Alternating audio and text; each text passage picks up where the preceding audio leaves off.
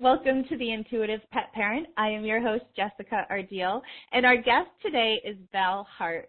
She's called the real-life Dr. Doolittle as a leading animal communication expert and animal communicator to the stars. She's also the best-selling author of Don't Screw Up Your Dog, which was #1 in its category, featured on ABC, NBC, Fox News. Val, you're everywhere. You're the founder of the Heart School of Animal Communication, and you've created the Heart System, which is a 5-step program for solving problems with pets. It works with every pet, every time, and I'm just honored that you're here with us taking a stand and giving voice to animal intelligence through your intuitive life guidance, your training, your quantum leap therapies, and you even bring in body talk, which is exciting, and work with people and pets to transform health and wellness. And I'm so excited you're here, Val. Can you tell? I was going to say, woohoo! I'm feeling excited just hearing about all this stuff. Thank you so much. I'm Thank excited you so much to be for here, being Jessica, and I love what you're doing. I just think this is so cool. You know, taking a stand for animal intelligence, you know, that's so cute. That's huge. And then universal consciousness, a unified field of energy between animals and humans. You know, animals are already connected to the universal consciousness. It's we humans that got disconnected, right? So animals can show us the way back to the circle of life, and it is part of their mission. So absolutely. I love this. Thank you for inviting me to play. I love to play. And yeah, I mean, to be able to do what you love is a blessing, right? And to be able to connect at this level, and and to be able to share miracles on a daily basis with people is incredible. Can you share any story about like what's the first thing that pops up for you as far as working with people or working with pets and their people, maybe is a better way to say that. Yeah, really. Pets and their people, exactly. Who owns who? Who's caretaking who? Who's the guardian of who? I think it goes all ways, don't you? Both ways? You know, I want to get started by just letting everyone know what I believe and what I teach, what I preach, if you will. Animals are sentient. They are intelligent. They're thinking. They're feeling beings. And they're in your life for a reason. I believe that they are either or angels, teachers, guides, and healers. And when we learn how to recognize, respect, and revere them for who they truly are, they make us better people. So when you really tune in and you get that and you feel the enormity of it, it's like everything changes. I mean, the whole world starts to open up to you. It's a spiritual journey. It's one of evolving, healing, and growth, right? Advanced states of consciousness. I mean, a lot of spiritual people, you know, they talk about advanced states of consciousness and being consciously aware. Well, guess who's already there? Animals. They're already there. So they're our guides. They're going to help us be that. And it changes everything. You know, does that make sense? I mean, does that resonate with you? It does. And it also taps into that piece of, you know, what perspective are you looking at life from? You know, where is your vantage point, if you will? And when we open up to learn what the animals in their infinite intelligence can share with us in that nonverbal capacity, I mean, ultimately we're talking about communicating through our 5 senses, right? And I think to make it tangible for people, it's like we're talking about the organic physiology of how our bodies work and how we navigate every day. So it doesn't have to be woo-woo or weird to do this type of work. Right. Yeah. In fact, a lot of, you know, my people, my students and my clients, you know, they all, they really love it. I'm not woo-woo. You know, I don't show up in a purple robe and a pointy hat and a crystal ball. This is practical stuff. You know, we're talking about behavior and health and performance and training and dying and transitioning and who's supposed to be in your life and who's not yours, right? Do you have a purpose with this animal? Does this animal have a purpose with you? And if you're not connected at that level, then you're not right together. And I mean, when you really understand what your purpose is together, oh my God, it's magical. You know, it's like it's transformational. So I love that you said communicating through the five senses. There are actually a lot more senses than that. And when we talk about senses, we're talking about hearing, sight, touch, smell, and taste, right? But we're also talking about there's a lot more senses like pressure, temperature, pain, balance, motion, life sense, ego sense, right? And then you multiply that by physical sensations and senses to subtle, right? And when we learn to open all of that up and access it like the animals do, we become infinitely more conscious and more present and more aware and much more connected to the world around us, the energy matrix around us. So I think it's fascinating. I love it. I love that you said that. You know, Val, I'm curious what perhaps you've learned or became aware of within yourself in working with animals. How has your own heart field expanded in dimension from this type of work? I don't think I'm the same person that I was. I started doing this work in '93. It's a fun story, but animals. How would I even start? Oh, my God.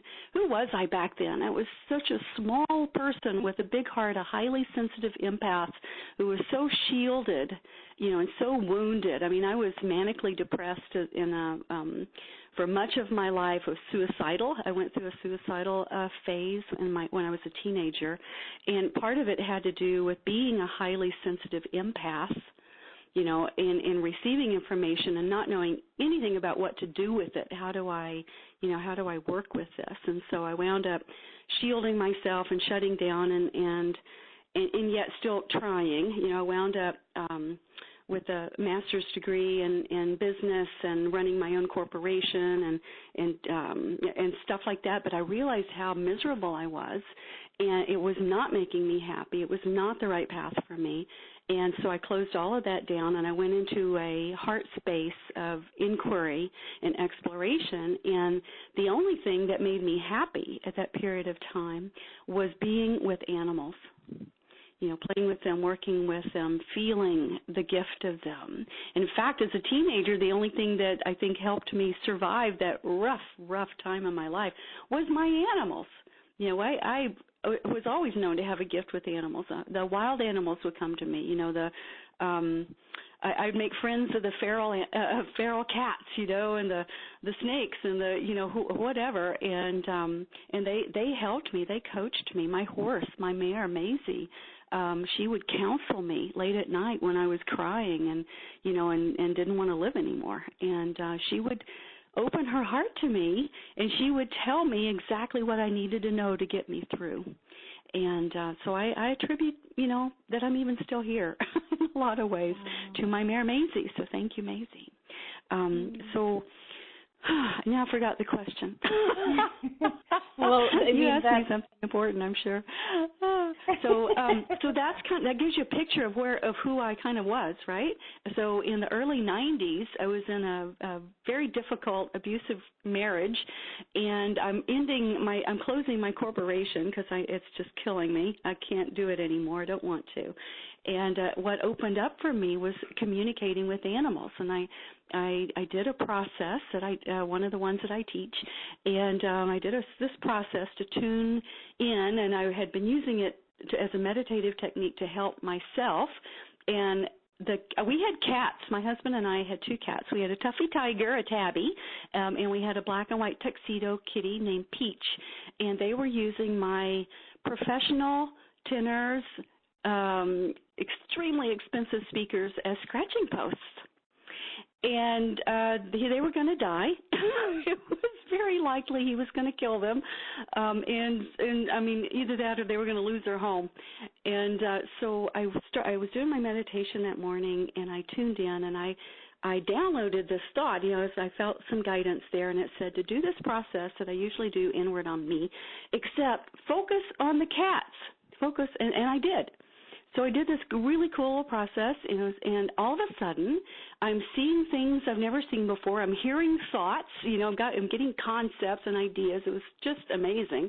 And I finished the process, and I looked at them with new eyes, believe me, And guess what? They never used the speakers again as scratching posts.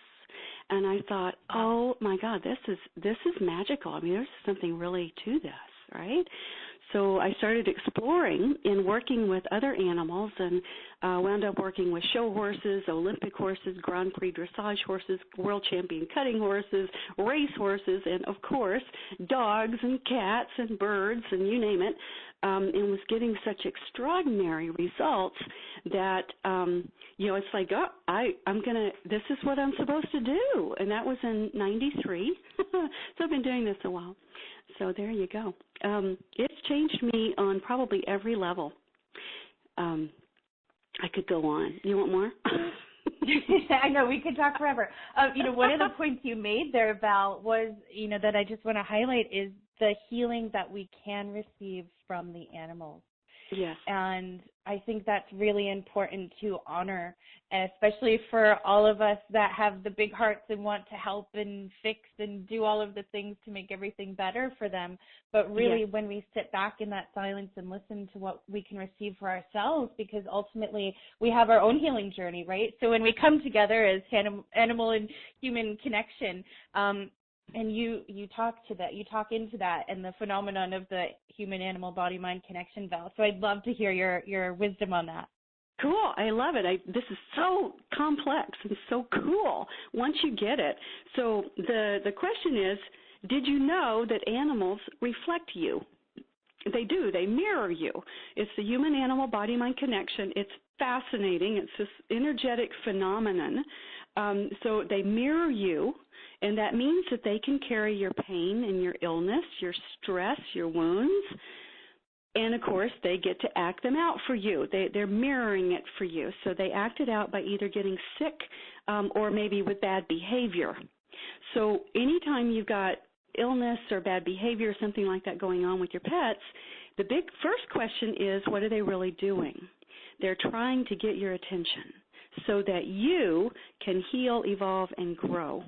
And when we communicate and find out where the real problems are actually coming from, which may not be where you think they're coming from, could be from you, that's a little hint, it could be you, then you do your inner work, you get your healing, and then it frees them up to be the incredible beings that they're meant to be. So the bottom line is your animal's well-being is a direct reflection of your own. Isn't that interesting? It's a lot to take in, right? Because we have that illusion of did separation. I lose you? Hello. So let that in. Let me tell you a quick story that may help bring that to life for you. Okay. And I know you've got some situation going on with you that we might want to talk about, and then maybe not. Okay, it's up to you. I worked with a client. Her name is Tanya. And she had this wonderful dachshund.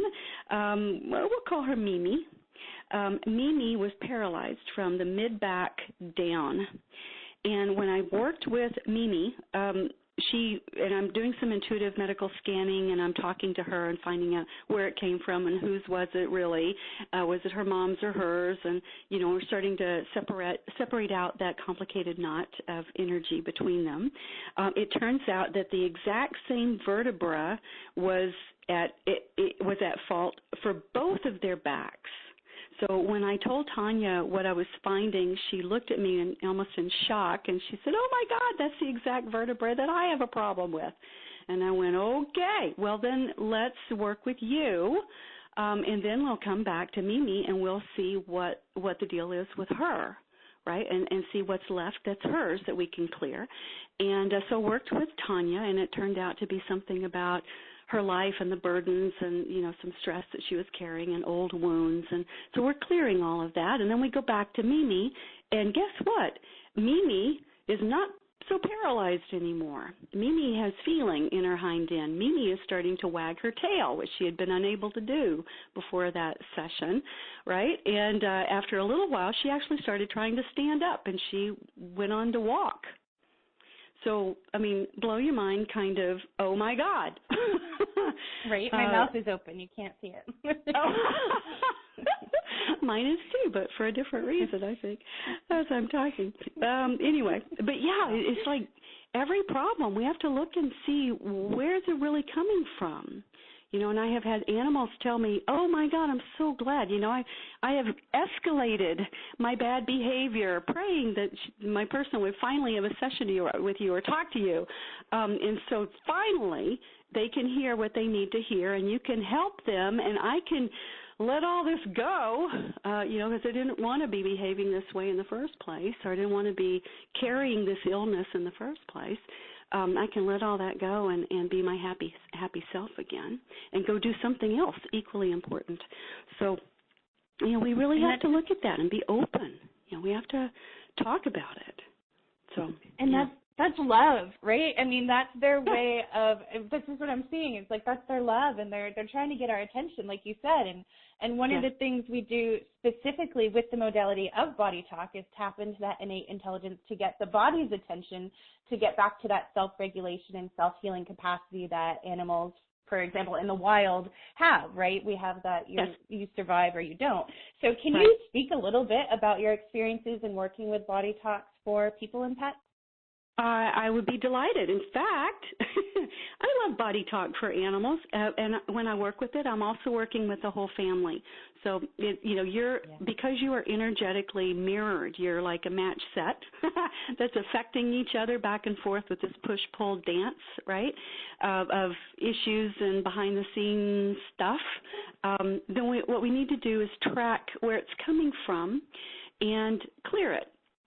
And it could be coming from anywhere, right? As you know, Jessica, because you're a body talk practitioner as well, we could go to, the physiology in the body. We could go to the family matrix, the energy, the constellation of the family and how it's being acted out.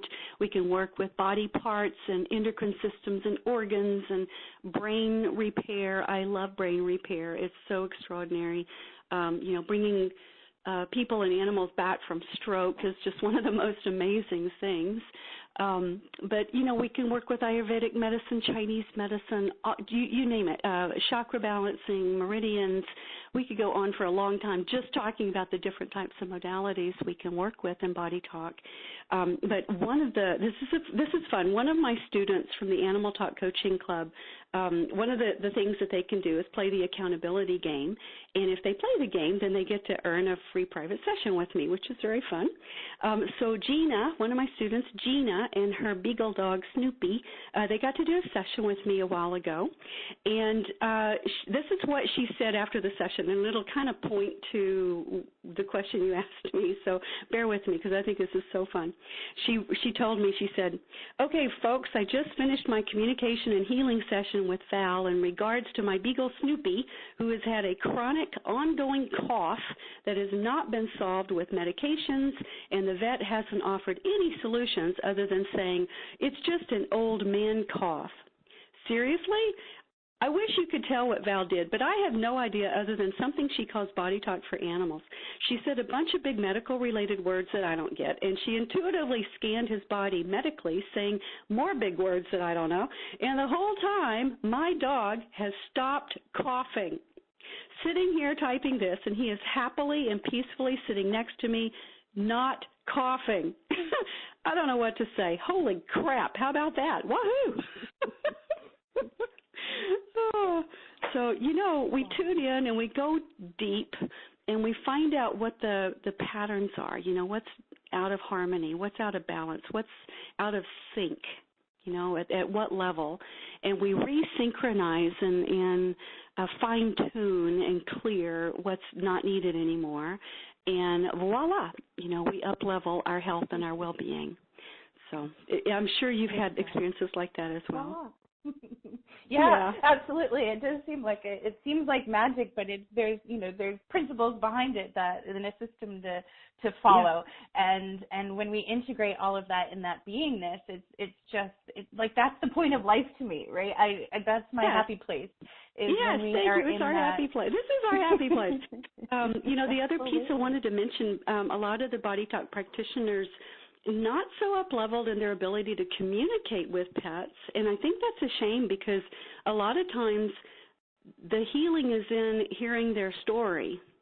The healing, like we talked a minute ago about the body, human-animal body-mind connection, it's like hearing that story, letting them tell you, where the pain actually came from, how it feels, what started it, what worries them, what concerns them. I've had so many spontaneous, almost miraculous healings come from just listening, just being their voice so they can be heard and understood.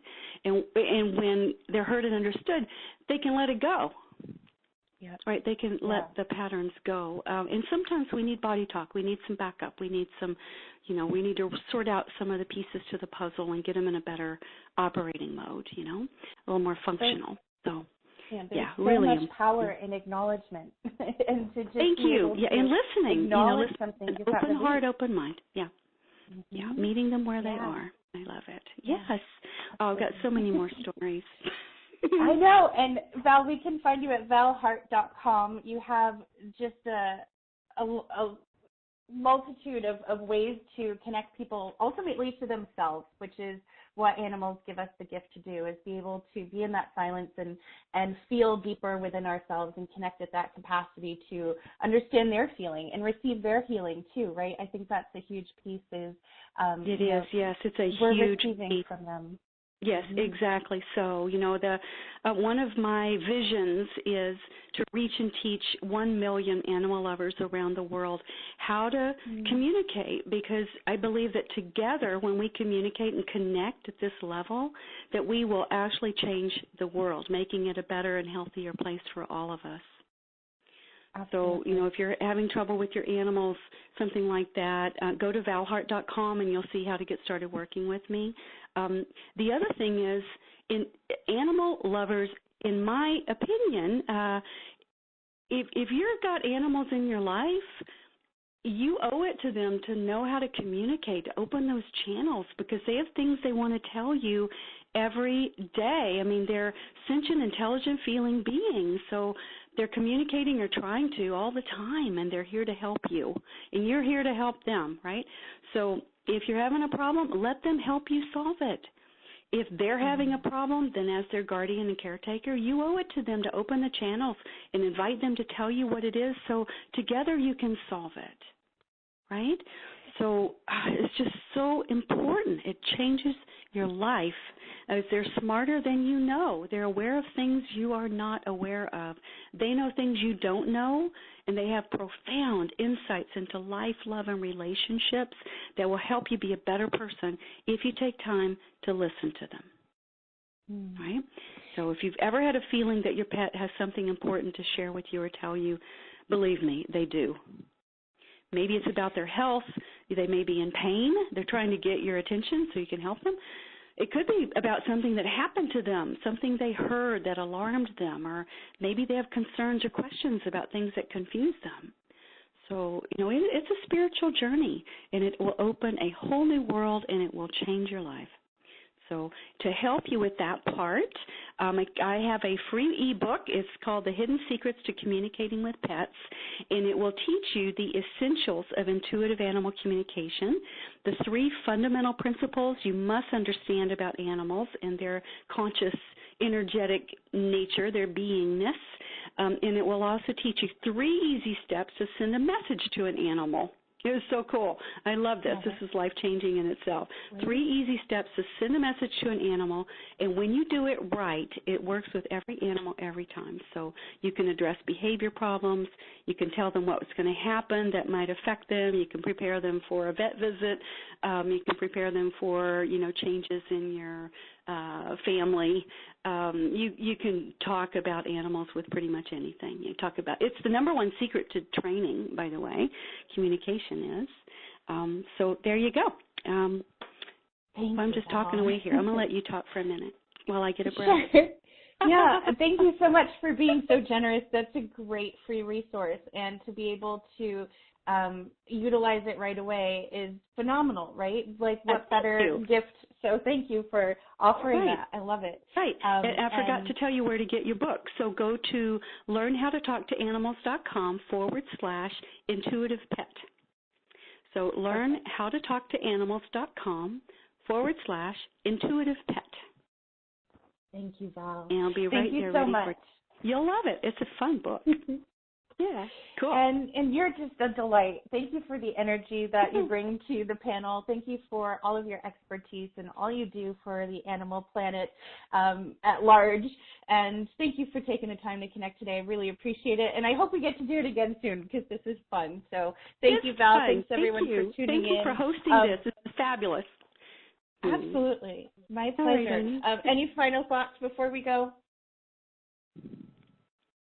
You asked me a little bit ago, how does this change your life, right? How does it really change us to do this? And I've got a really quick little story I want to share because I think it'll illustrate the point. It'll be a great ending point for us today. Thank you. All right, so one of my students, Wendy, she said, since starting the beginning Core Foundations course, I now have birds landing on my balcony. I have hummingbirds coming to all my flowers. The neighbor's cat keeps escaping, trying to get in my door. And I asked Tigger the cat, would it be okay if she and I had a conversation after I finished the course? I haven't even finished it. She said, dogs on the street are lunging to get at me in a good way. It's an amazing new life. Thank you. I've not even finished the course yet. It's already made such a wonderful change in my life.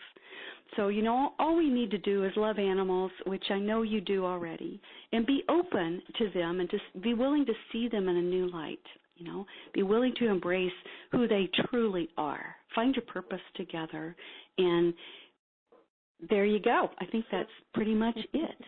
Is that fun? Brilliant.